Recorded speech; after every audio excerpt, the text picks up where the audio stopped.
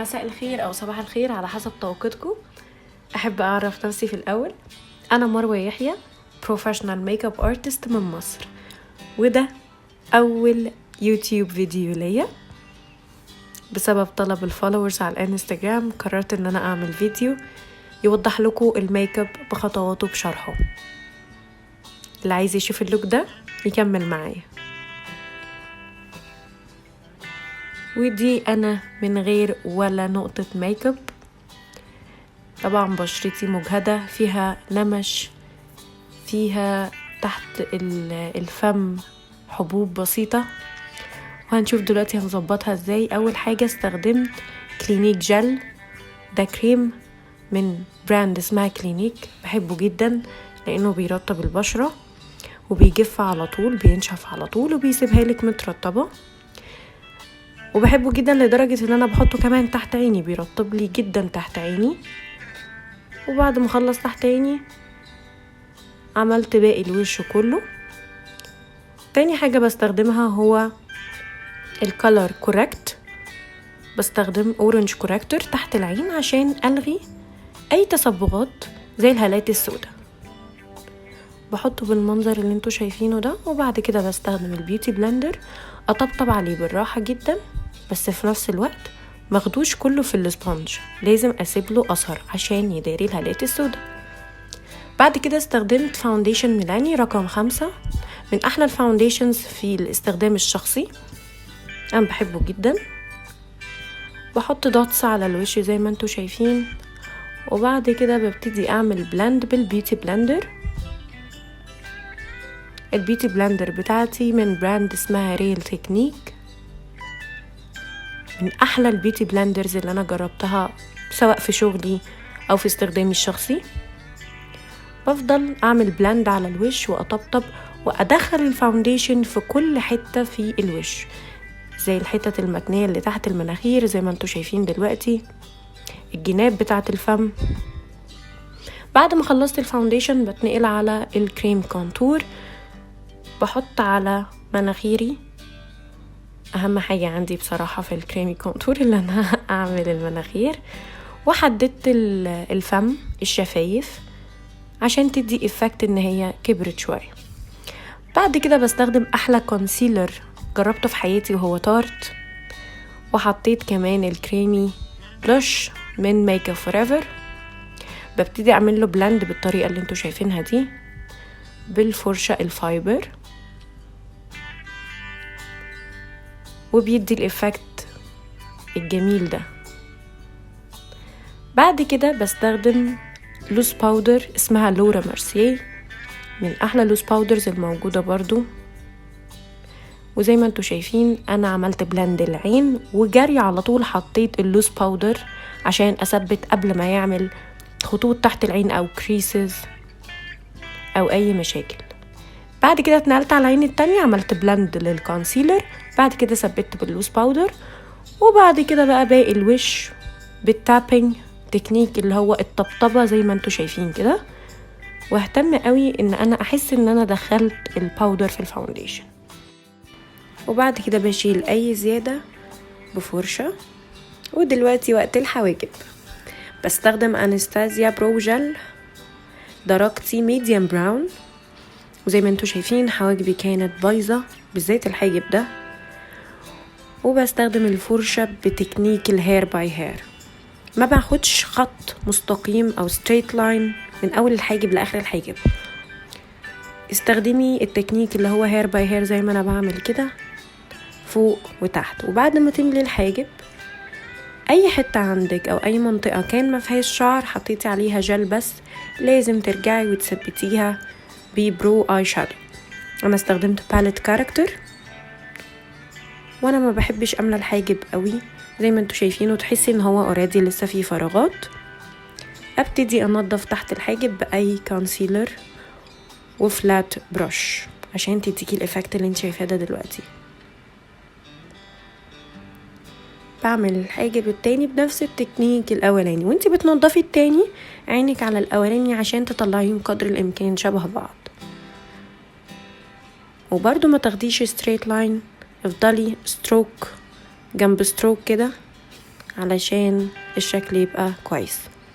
بعد كده بنمسك بيوتي بلندر صغيرة وأدمج الكونسيلر اللي أنا لسه عاملاه، ودي حواجبي شايفينها.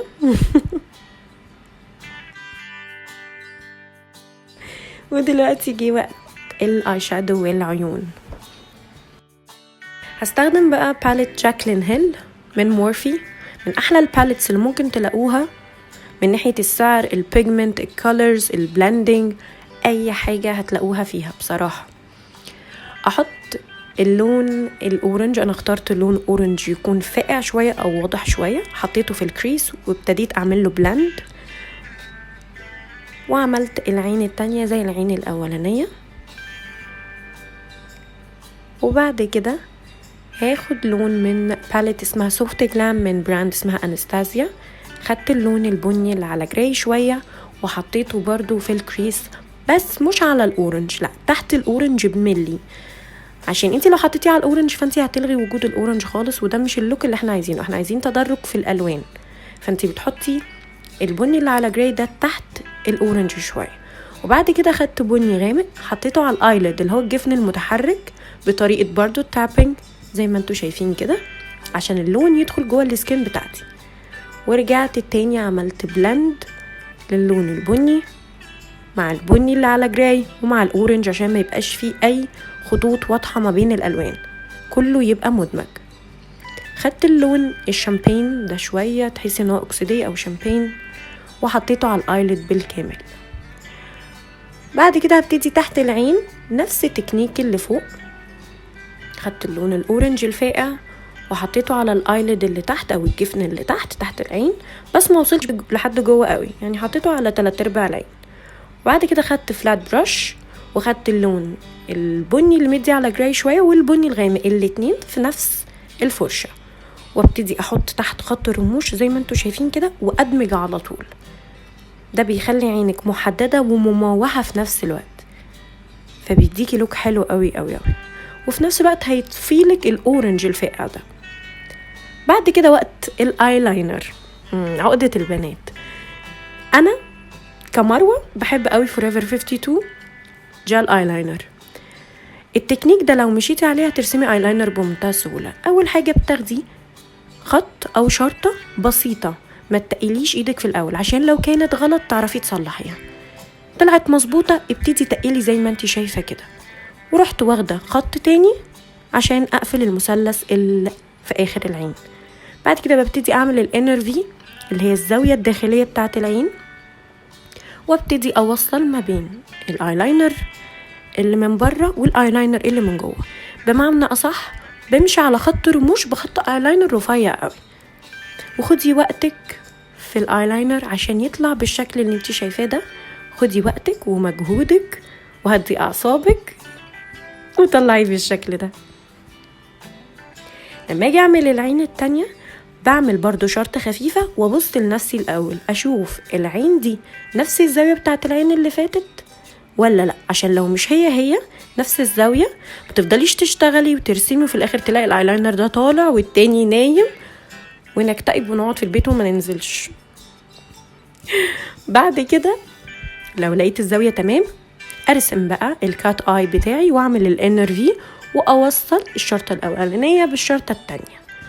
بمعنى اصح تاني امشي فوق خط رموش بخط ايلاينر رفيع، وبعد كده لقيت اخر الايلاينر رفيع شوية قلت اتخنه عشان الاتنين يبقى زي بعض ويطلع لك بالشكل ده.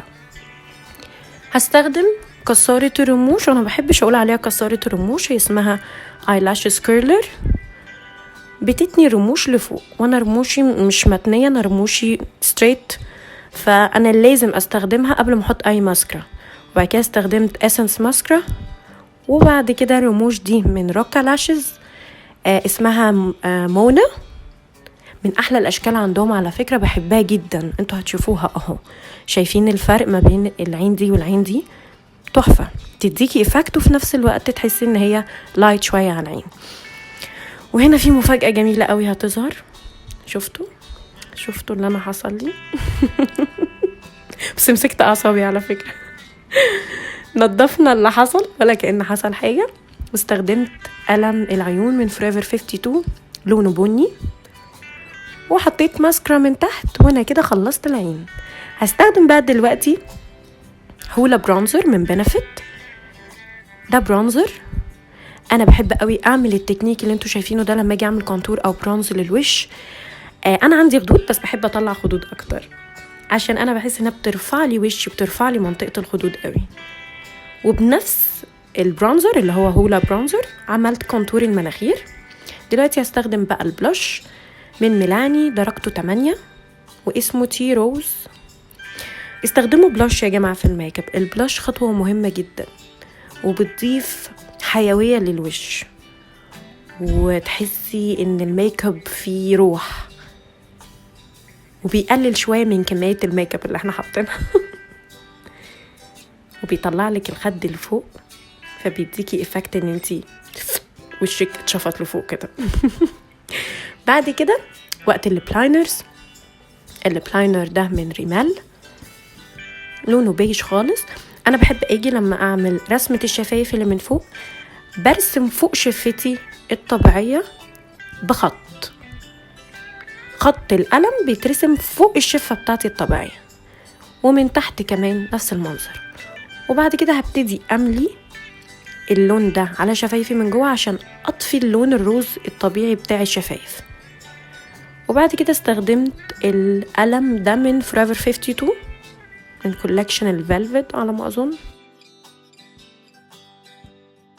وابتدي املي بقى كل اللون بتاع شفايفي. انا حبيت قوي اللون ده لانه مش لون بره او بعيد عن العين، وتحسي ان فيه لسه اندرتون بسيط قوي اورنج فلايق مع مود العين. بعد كده استخدم بقى الهايلايتر من اوفرا. طبعا انا بحبش احط هايلايتر في الميك اب بتاعي الطبيعي، لكن لما بكون حاطه فول ميك اب احب احط هايلايتر زي ما انتوا شايفينه كده، بيضيف جلام للوش ورونق. وده الفاينل لوك بتاع الميك اب. اتمنى يكون عجبكم يا رب. اللانسز دي من بيلا اسمها ساندي براون، من احلى درجات العسل اللي ممكن تلاقوها. اتمنى الفيديو يكون عجبكم والشرح يكون بسيط وسهل والالوان تكون عجباكم. اللي عنده اي سؤال يكتب لي في الكومنتس. لو عجبتكم يا جماعه فكره ان انا اعمل فيديوز اكتبوا لي، عشان لو لقيت في كومنتس كتير طالبين فيديوهات هعمل لكم فيديوهات اكتر واكتر. وتابعوني على السوشيال ميديا انستغرام والفيسبوك واليوتيوب. ما تنسوش تعملوا سبسكرايب تحت للشانل وفولو على الانستغرام ولايك على الفيسبوك. هستناكم. باي باي.